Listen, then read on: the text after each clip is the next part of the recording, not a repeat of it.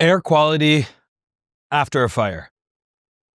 So when you have a wildfire, if you have like a regional wildfire where thousands or millions of acres burn, your air quality is already compromised. If you have a situation where you have homes and cars and factories and chemicals and paints that also burnt, now you've gone from like a severe problem to like a really severe problem. This is like a toxic soup. And truth be told, your air quality already sucked. If you live in an urban environment in America or Canada, the air is bad, especially the indoor air. The average home's indoor air on a good day is 5 to 10 times worse than outdoor air. That's why you have dust. People have indoor mold. Why do you think you want to go for a walk outside and get fresh air? Because your indoor air isn't fresh. It's not clean. The indoor air in most homes is filled with mold, pollen, bacteria, pet dander, VOCs, which is volatile organic compounds, which is off-gassing from all the chemicals in your home. So you have all of the outdoor pollution. Now you add smoke to it, plus you have allergens. It comes inside. It gets embedded in your HVAC system, in your carpets, your clothing, your furniture, all your porous materials, and it's trapped inside. Your home is built with a vapor barrier. Your home is basically like a big Tupperware container that nothing can get out of. So all the pollution comes inside and gets trapped inside. It can't get out. Then if you think about then you have indoor pollution, cooking, pets, any kind of leaks, moisture, mold. You have cleaning products, soaps, dishwasher detergent, laundry detergent, off-gassing from your furniture, fire retardants, off-gassing from paint, carpets. The list goes on and on and on. Indoor air is not good, especially in an urban environment, especially after it's had smoke. People who dealt with the New York City smoke in, was it 2022 or 2023? If they did not have air purification systems going and they did not detox and deep clean their place, you could test their home now 2 years later. And remember, those fires were 1,000, 2,000 miles away.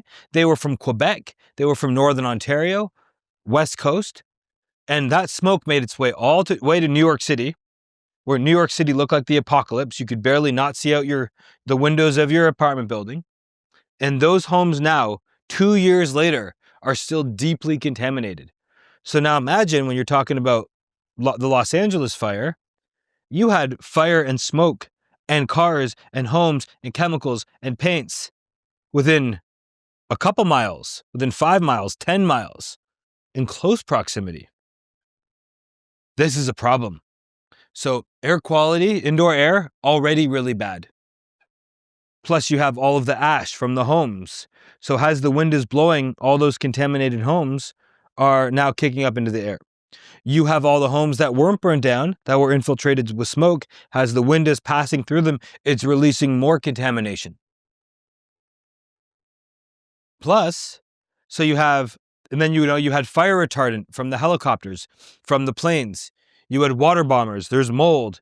Like the list goes on and on and on and on.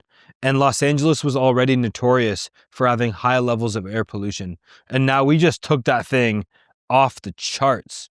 So if you were sick, 20 miles from the fire, 15 miles from the fire, if your home if your furnace filter was generally pretty clean, and check our video above about assessing the damage after a fire to give an idea of where you stand on the contamination scale.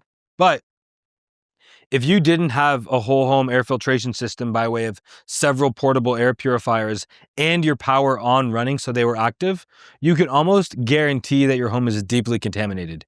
You can test by smell.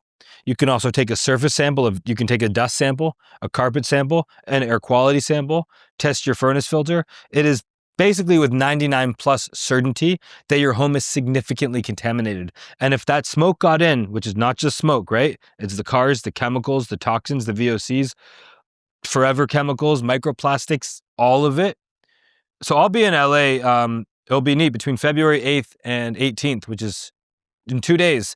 I'll be bringing a lot of gadgets and gear to be actually testing people's air and testing their carpets, testing their bedding, and getting a good idea of what's actually going on. But whenever you have a wildfire zone, the air is significantly contaminated.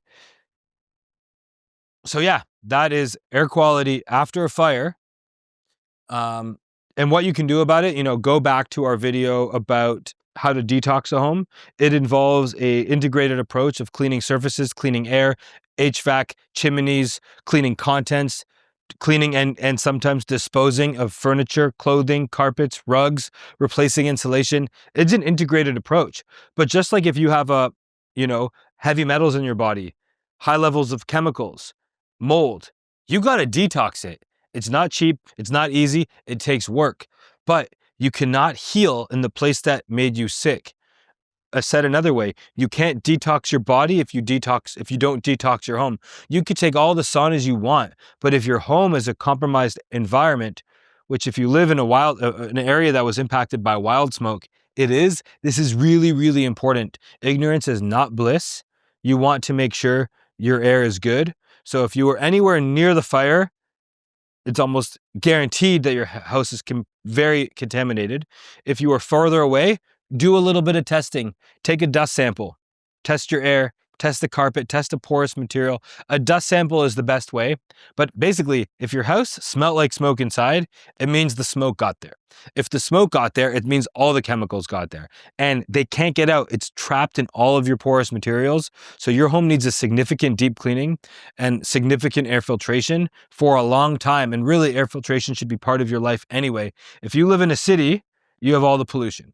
If you live in an if you live in an area that's compromised from wildfire smoke, allergies, or in a rural area where they're spraying tons of stuff on farms, any way you cut it, you need, you want your food to be organic, you want your water to be filtered, and you need your air to be filtered. Those are your 3 big intakes. Air quality after a fire. One more video below on how to choose a good air purifier, and then that will conclude this. I've been here for 6 hours, and I'm ready to go home and see my family.